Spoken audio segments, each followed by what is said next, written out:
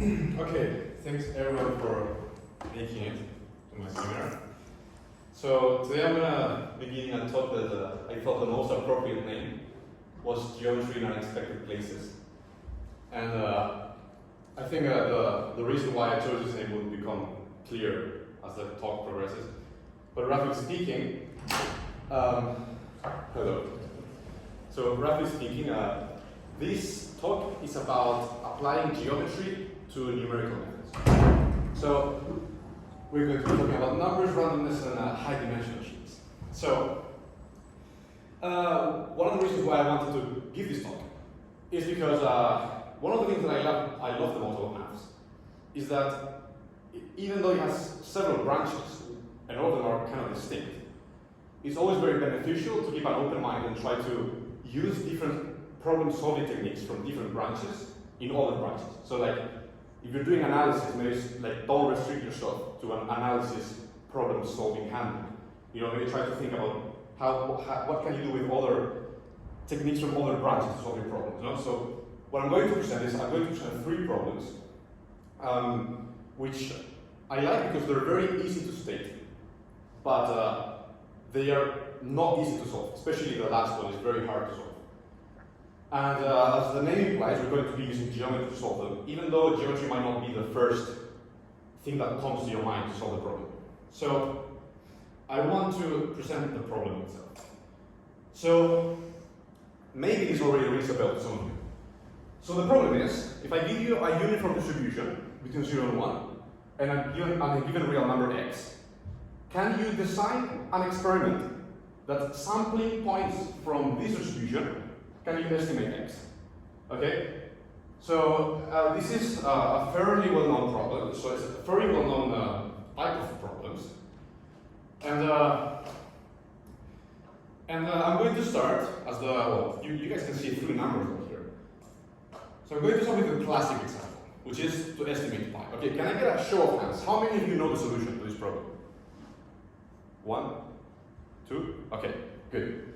So, great, so we'll spend some time on it. So again, just to restate the problem, if I give you a machine that whenever you press the button on the machine gives you a number between 0 and 1 with equal probability of any number between that happening, can you design an experiment to estimate pi? Okay, so I wanted to present the easy example, so we get a feel of the rules of the game before we do the harder ones. And now, why do I say this is an easy example?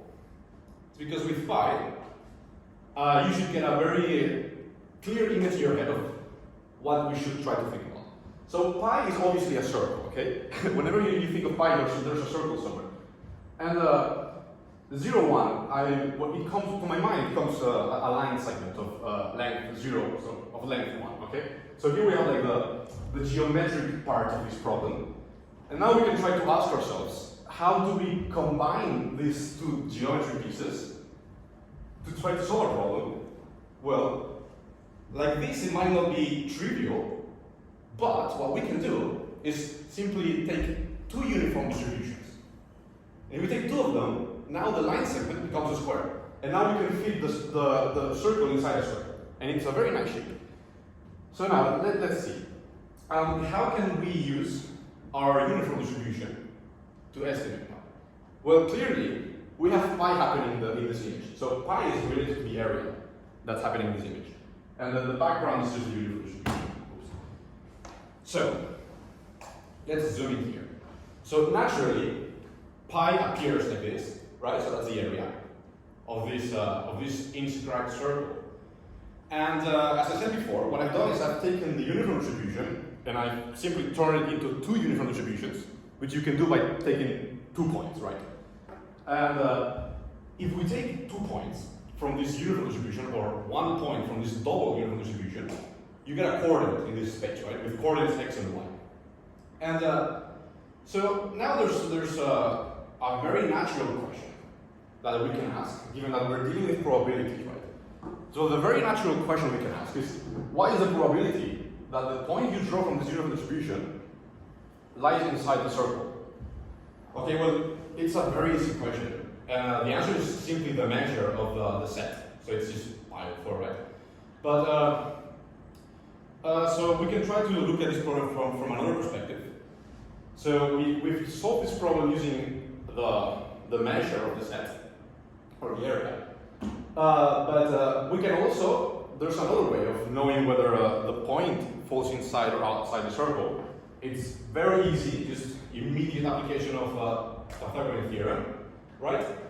So if this condition is satisfied, then you know that your point lies inside the circle. That's pretty easy. So now, I want you to try to think, what happens when we repeat this procedure an arbitrarily large amount of times?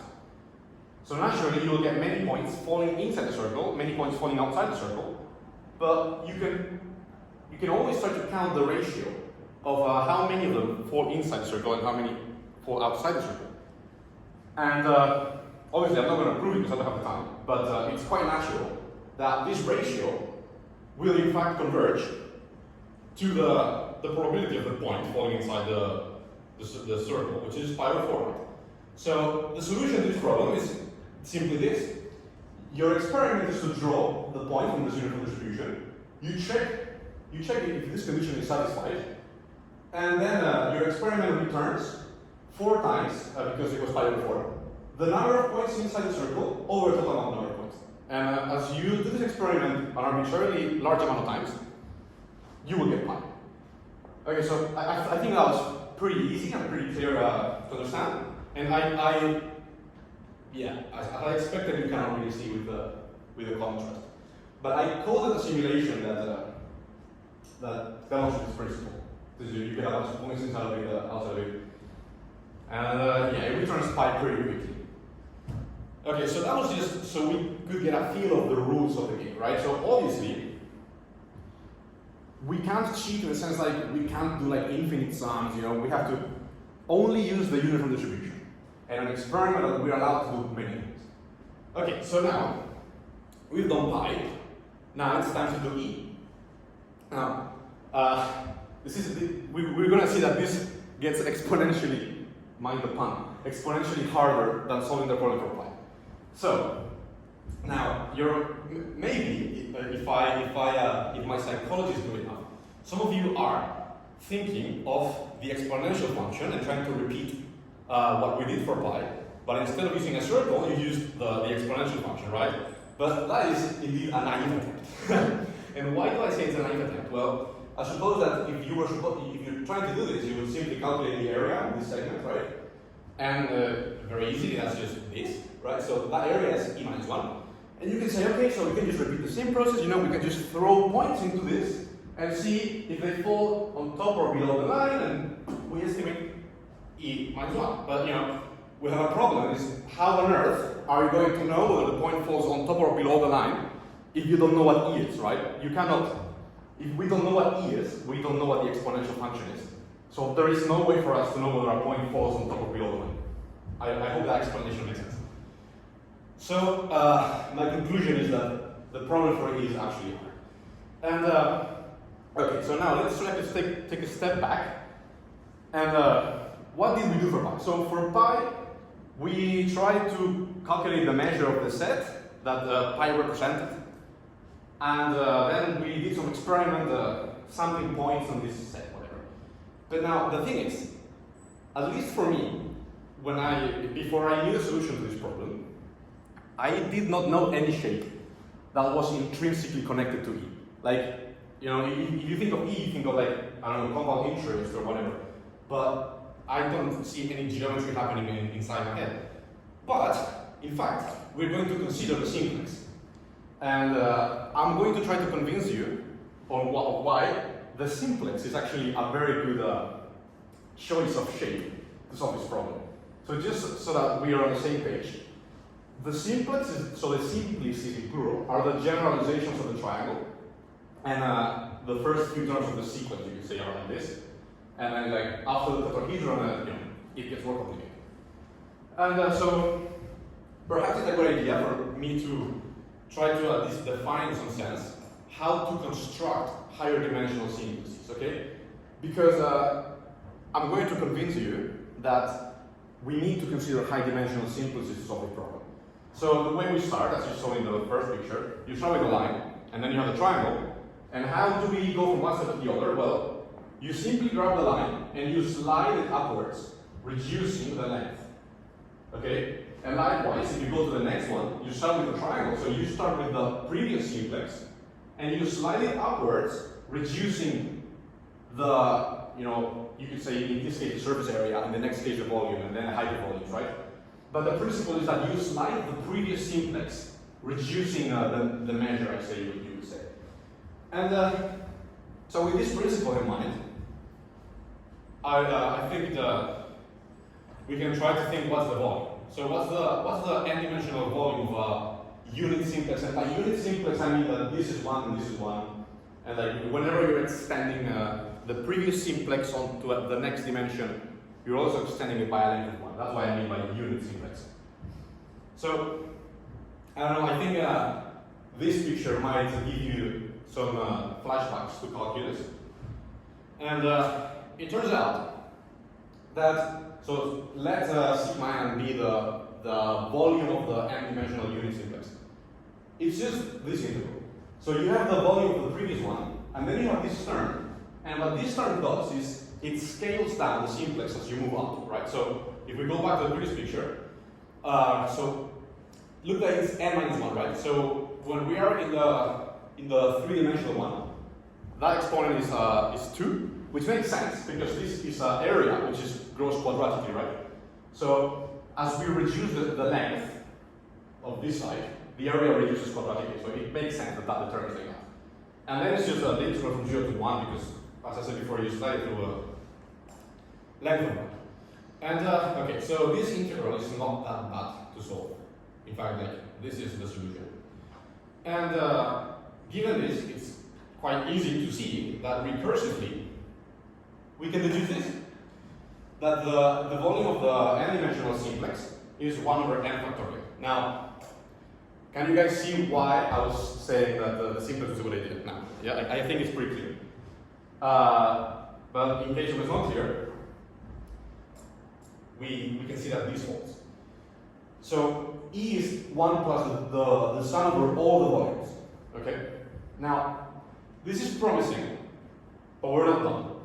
And the thing is, we still have an infinite dimension, and that is not allowed, right? We somehow need to implement this discovery that we've made back into our world of probabilities. So now, can anyone tell me something in probability that has some shape like this, so a sum from n equals to infinity? Sorry? Geometry. Okay, no, sorry, maybe I phrased my question correctly. So what I meant is that this should remind you of an expectation. So like an expectation is just a sum of something over all the possible cases. So we can try to translate this term over here into some expectation. So let's think back to what we did with pi. So we calculated the area of the object that pi was intrinsically related to. And then we also did some thinking with coordinates to try to see when a point fell inside the object related to pi. And for pi it was very easy because it was just Pythagorean theorem. And so now we can try to replicate this thought with our, so now we've seen that the shape that is intrinsically related to E in this case is a simplex. So we can try to think what's the condition for a point in n-dimensional space to be inside the simplex.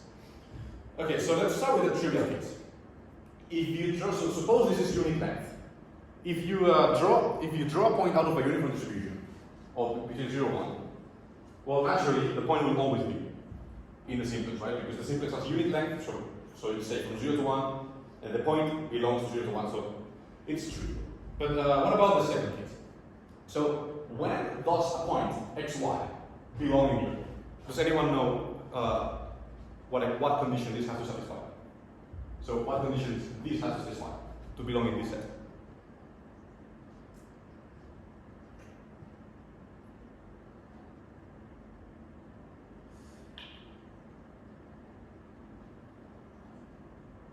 An easy way to see it is that you can try to think what's the equation of this line. Right, so this equation is the line 1 minus x, y equals 1 minus x. So given that you're constraining the point to be here, you can naturally see that the condition for the point xy to be in here is that x plus y is less than or equal to 1. So that is the condition for a point to be here. Okay, I think that's pretty natural. So let's see. With this in mind, you can think what's the condition for a point in n space to be in the nth unit in simplex. So again, it's pretty much the extension to the previous case. It's just that the sum of all of these entries is less than or equal to 1. Okay, this might take like a minute for you to convince yourself, but maybe if you see the three-dimensional case, you just have some hyperplanes, and it's also the same thing as x plus y plus z is minus or equal to 1. So generally, for n dimensions, we know that a point belongs to a unit simplex if the sum of all its coordinates is less than or equal to 1. Okay, so again, we can now try to phrase this in terms of probability. So what is the probability that this occurs? So sorry, if this happens, then this occurs. Well, we can phrase it in terms of our simplex. Before, when we were dealing with pi, we knew that the probability of the equivalent to this, so x squared plus y squared being less than or equal to 1, was precisely the area of the circle, right, in this configuration. So naturally, this extends just the same way. And we know that for this case, the probability of this happening is simply the measure of your simplex. It's simply as that. Okay. So now we can ask another question, and the reason was, so let's see. As you guys saw before, we have to take into account all of the simplices, like from all dimensions, because that's how we can get the sum to be e. So we have to play with this information. We need to use all the simplices, all the dimensions. So we can ask an alternative question, which is, instead of asking how likely it is for this to happen, we can ask how many points can you keep drawing until the sum exceeds 1. So what I mean by this is, how many n can we draw from the uniform distribution until each x, so x1 plus x2, until xn exceeds 1? Does that make sense? So what I mean more analytically speaking is this. So what is n such that this happens, but if we increase 1, we step out of the simplex. Right? So like, can we keep drawing points? And notice that as we draw more points, we will step into higher dimensions, right? How much can we do this until we step out of the simplex according to that dimension? So you can try to do some calculations. If you take a look at the probabilities, so the probability that big N is equal to little n, so I'm sorry for the abuse of n's, it's simply this, right? So if you think we're in discrete steps, so we can just take the probability that n is larger than or equal to little n, and we should then subtract all of that comes afterwards, and then we keep only little n. And also, it's as we said before, the probability that this occurs, so that n is larger than whatever we are currently, the probability that big N, or the threshold, is larger than where we're currently is precisely if we're still inside the simplex, right? And that is just all. So we can rephrase this as follows. Precisely using this piece of information before, we know that the probability that our big N is equal to little n is just this, right? So this corresponds to the n-dimensional simplex, and this corresponds to the n plus first dimensional simplex. And okay, so now we have a probability, and we can simply, take the expectation of it. And if you notice, if we take the expectation, we are going to actually be very close to what we want. I did the physicist approach and I plugged into mathematics because I didn't want to do this by hand. It turns out this is e minus 1. So essentially, we can now try to recap. Our experiment is we keep drawing points from a uniform distribution until the sum exceeds 1. And we've seen that if we let our big N be that point where we exceed 1, if we consider that as a random variable, the expectation of that random variable is e minus 1. So in fact, our experiment is just record points x from this until the value exceeds 1. And if we do this, well, that converges to e. And notice here, in the way that I've described the experiment, I am implicitly taking into account the fact that it was e minus 1. You can think of it for a minute, but what I did is, so the random variable tells you the moment before you step out. And if you simply count until you step out, you've counted 1 too many. So you've already taken into account that it was e minus 1. So this experiment will converge to e. Okay, so that was the second case. And as you can see, it's much, much harder than Python. Okay, maybe I should give very briefly credit to the person that showed me this problem. He's Sanan Sekhan, I'm sure you guys know him. So he told me this problem, but I came up with the next version, which is even better. So we've done pi, we've done e, can we do e to the pi? Okay, so now this is incredibly hard now. But we're in luck because we have seen before some techniques on how to take care of pi and how to take care of e. Okay, so what we cannot do is calculate e as we did before and calculate pi and take the exponential one. That's just cheating, okay? We have to do an experiment that the whole thing goes to e to the pi. Okay? So, can we try to get some intuition as to how to solve this particular problem? So, from e, we learned that the way to do this is to consider some sort of shape, whatever it is, whatever shape that might be linked to e to the pi. We have to consider the n-dimensional versions of that shape. That's how we did e before. And pi is naturally related to circles. So, you have on the one hand n-dimensional shapes, and you have circles. So I think the most natural way to combine them is to consider, the n-dimensional unit sphere. So why don't we start doing the same thing we did for e? So when we were studying e, we thought that we just started calculating volumes, and we found that the volumes were related to e. So let's try to see what happens. Let's try to calculate the volume of the n-dimensional unit sphere. And okay, so some notation. I'm gonna denote Vn, the volume of the sphere of radius 1, okay? And I'm going to be using the bold B as bold, and I'm going to be, so just for consistency, I'm going to draw it here. So this means the n-dimensional ball of radius 1. Okay, so I think this is pretty clear.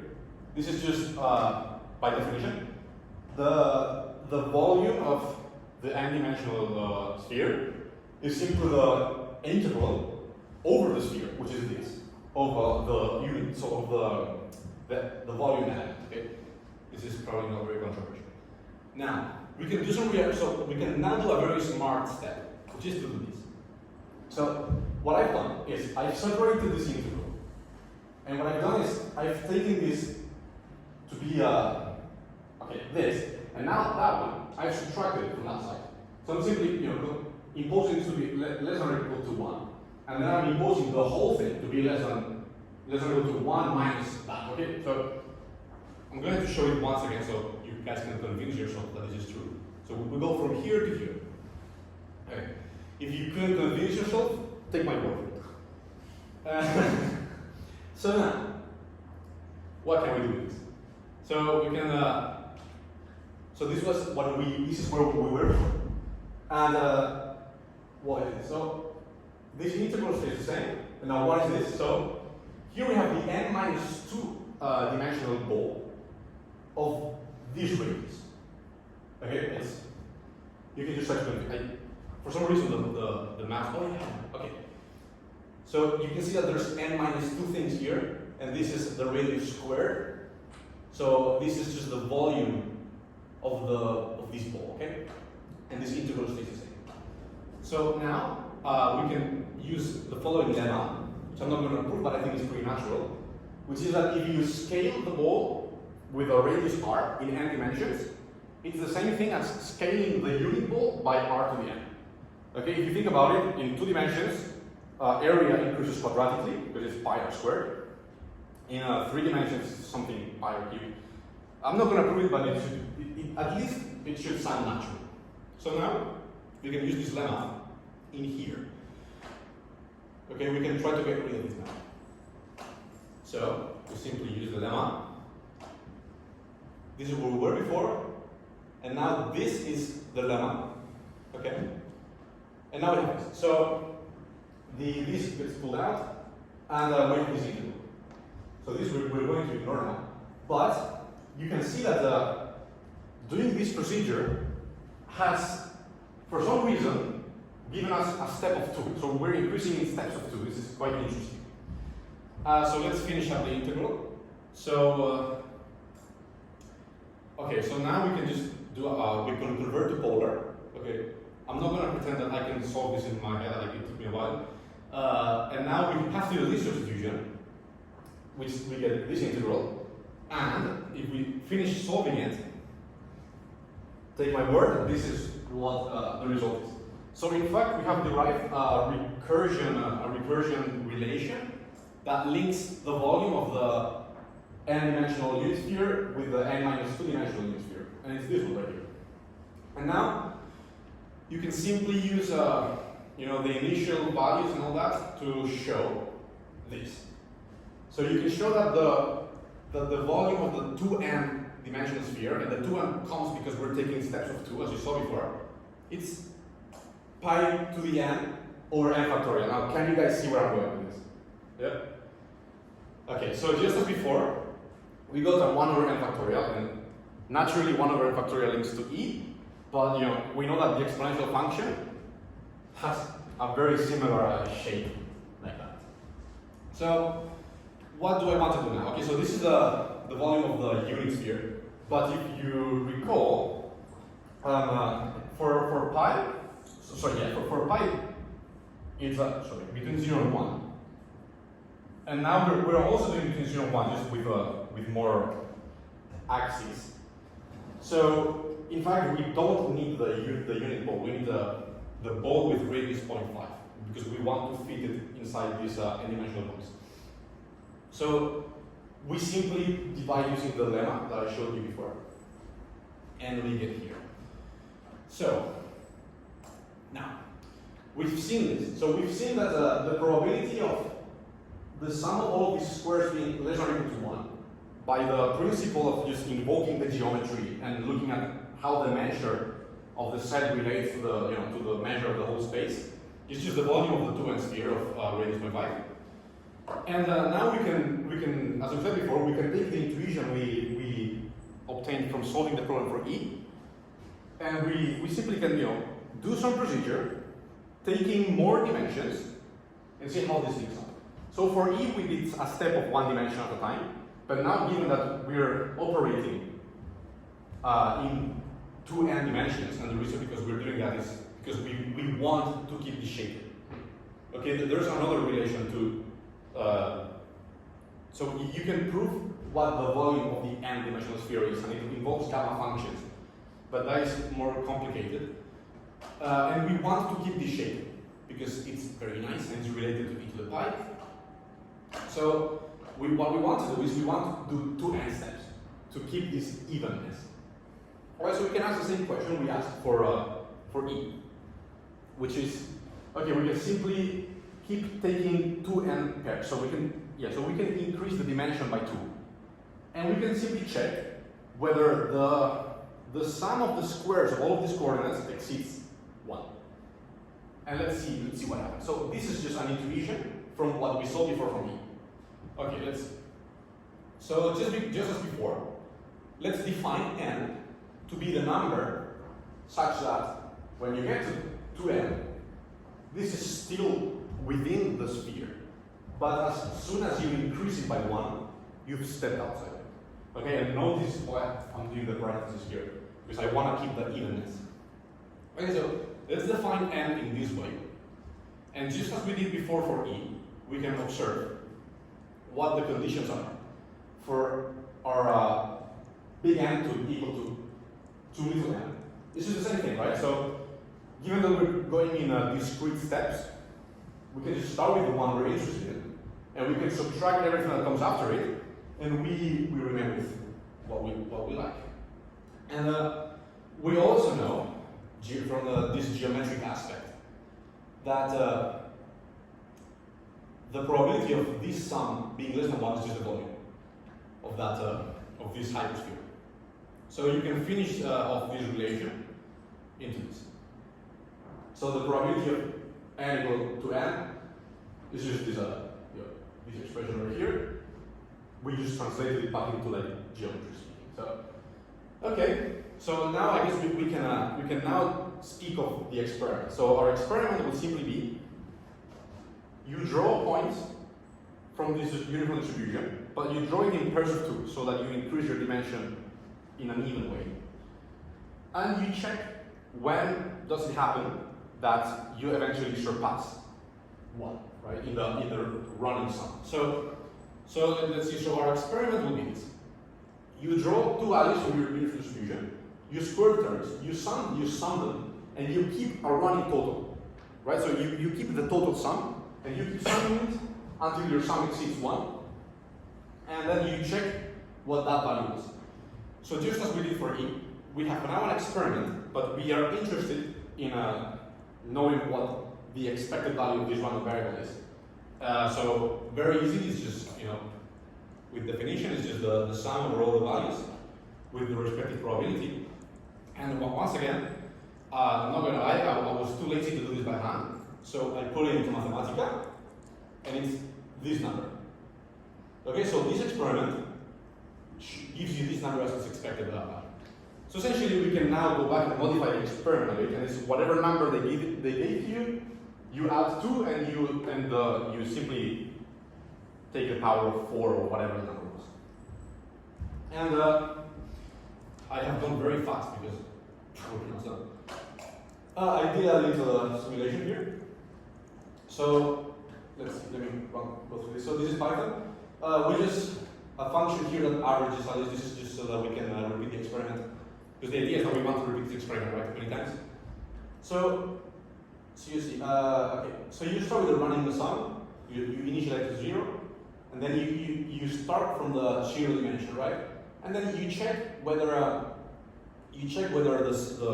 the points exceed the radius of the ball, right? So you check whether you step outside the ball. If you didn't step outside the ball yet, you draw 2 points from the uniform distribution. And then what you do is you compute the norm of that point, right? So very simply, you center it in the middle, just the middle of the box. You square them, you add them, and you put them back in the running sum, and you increase the counter. And then whatever value of n you got, you put it in your list value, which is this. So it's just a list, and then you return. So you return what I did before to get rid of the e to the pi to the negative, so e to the pi over 4. And this is what happens if you let it run for a while. I let it run for like 30 seconds, and I got here. So you got to 23.14.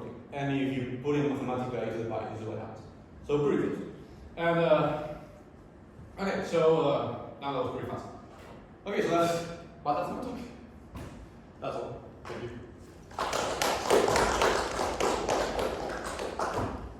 Okay, great. Any comment? Yeah. Why did you choose the radius to be 0.5? It seemed like if you keep it as unity, then you have an expression that's pi to the n over n factorial, and is that the sum? If you sum that infinity, you get just that also works, but keep in mind that you want to fit the ball in your constraint. So your constraint is this space, right? And you want the ball to be inside. You could realistically stretch this so that if you stretch it to 2, then you have a unit ball. Okay. then your radius is 1. Okay. But then when you calculate the probability, so the probability of the point going inside the circle will be the measure of the, so now you have Sn, but now you have to divide it over the measure of the whole space. And that would be now 2 to the 2n. Okay. Okay, and this is the same, so this is the same thing as the measure of the ball of radius 0.5. Okay. Okay. So, yeah, you could definitely stick to the unit ball. It's the same thing. Okay. It's the same. You could keep the unit ball, but if you want to fit the ball inside your distribution, you have to make the distribution larger. Yeah. And when adjusting for it, it's the same. Okay. Yeah, thanks for the question. Anything else? Okay, well, thank you very much for coming to my talk.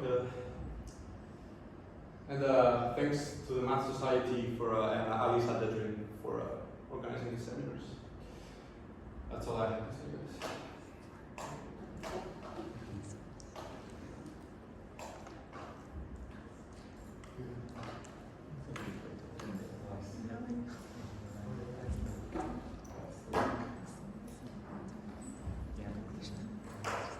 Did you guys see the E problem before?